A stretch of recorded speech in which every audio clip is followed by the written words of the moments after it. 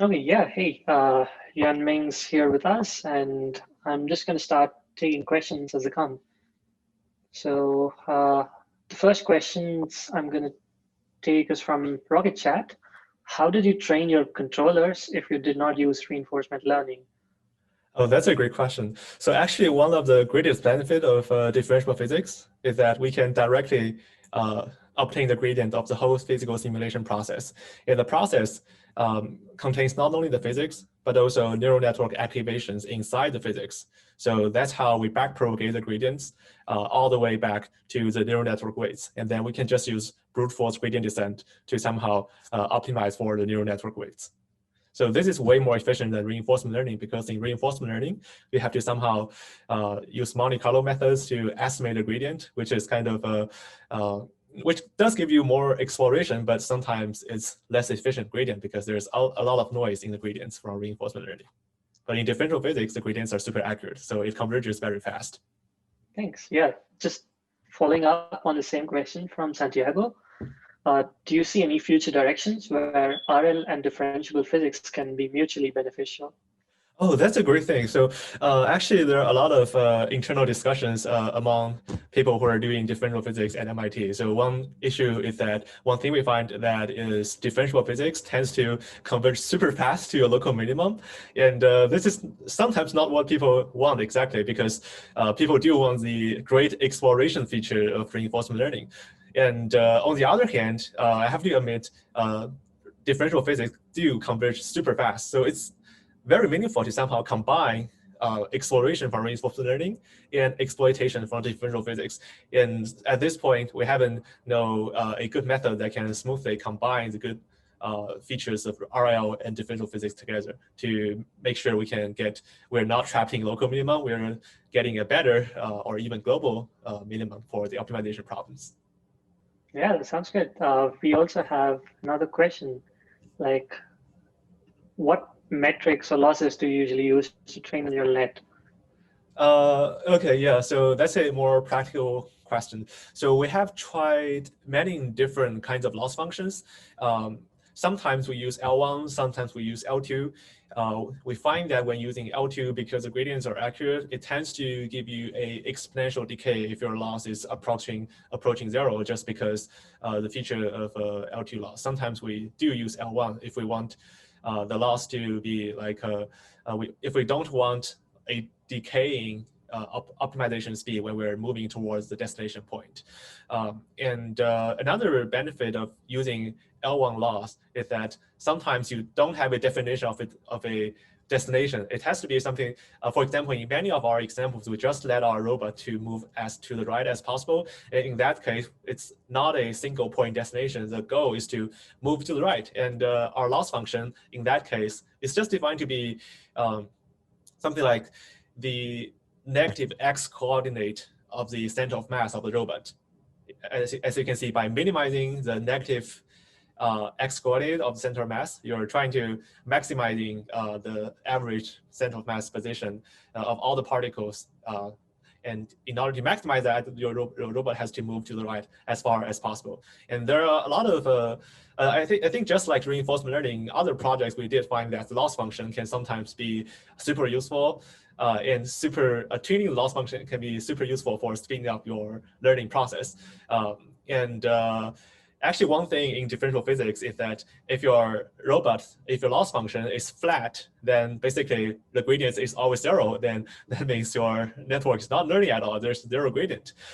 So this is actually kind of different from reinforcement learning, because if you're doing reinforcement learning, it's actually possible for your loss function to have zero gradients everywhere, but you do have a bunch of discontinuities. And in that case, reinforcement learning will still work. But in differential physics, we do want this kind of relatively smoother loss function to make sure that the gradients actually make sense.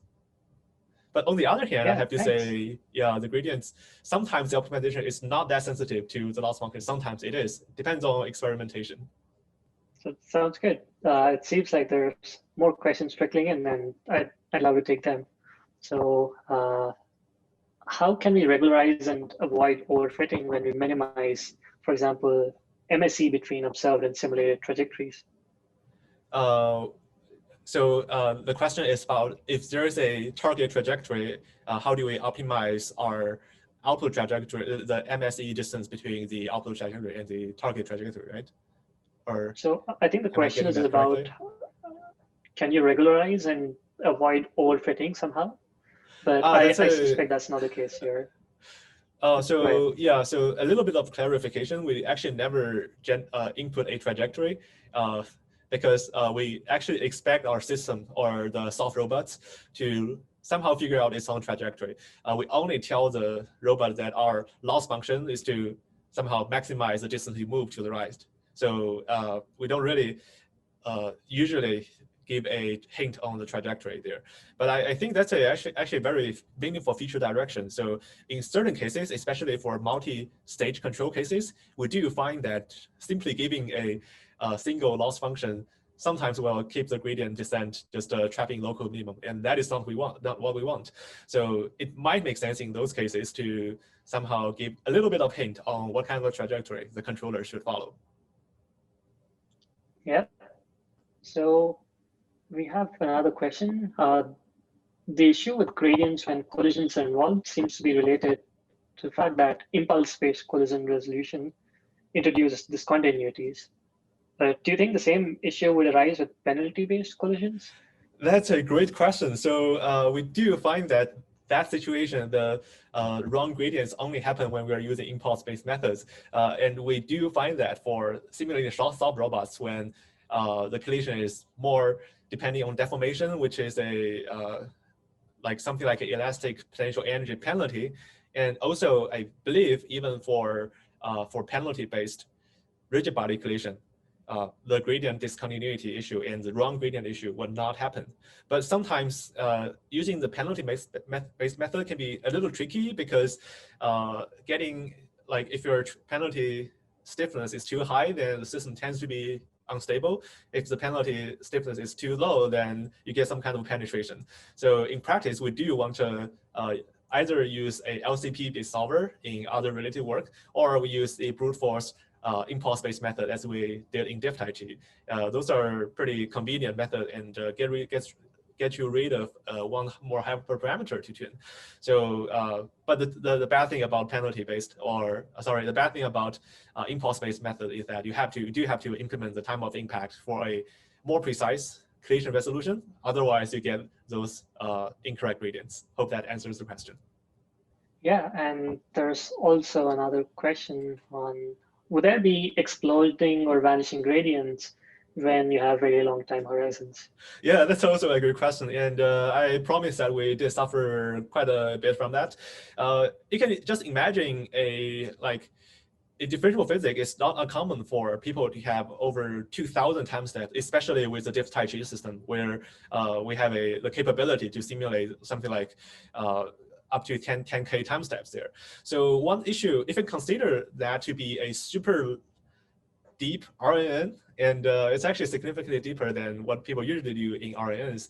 And in RNN, there's going to be something like that's kind of positive feedback of gradients, and it can be kind of dangerous to back propagate all the way back to the initial configuration. So we did find something like gradient exploding in those situations, especially when we have very frequent rigid body collisions, because rigid body collisions can be sometimes pretty problematic. And actually, in many solvers, if you consider you're putting in a 2D world, you're putting a box on the ground, many solvers will just treat that there is a constant collision between the box and the ground, and there is actually a little bit of a tiny vibrations on the box that you cannot observe. But this is perfectly fine for forward. But if you're doing backward, then those kind of micro collisions happening very frequently will actually give you a lot of issue for gradient evaluation. So we typically give gradient explosion in those cases if the parameters are not properly tuned. I think it's very similar to super deep neural networks. Then people either have gradient explosion or gradient vanishing. But we have not really experienced gradient vanishing.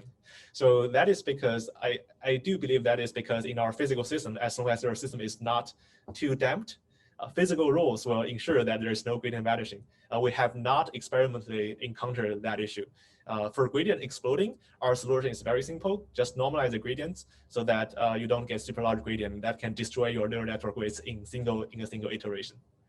Thanks. Yeah, so I'll just take one more question in the interest of time. And this one's from Kelsey, incidentally.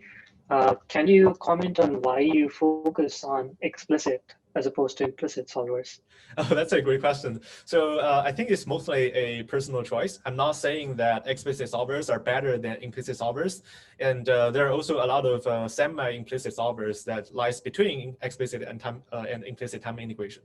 So of course, for implicit solvers, one great benefit we can get is that we can use much larger time steps, and that can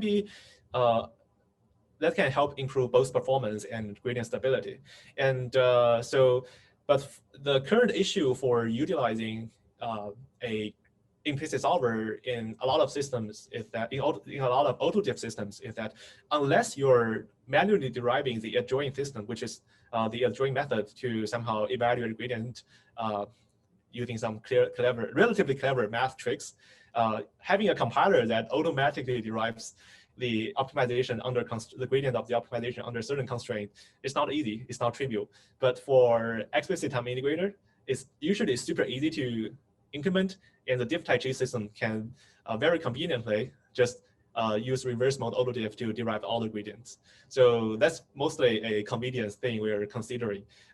And I do believe in the future, explicit solvers and implicit solvers will coexist because there are benefits of both.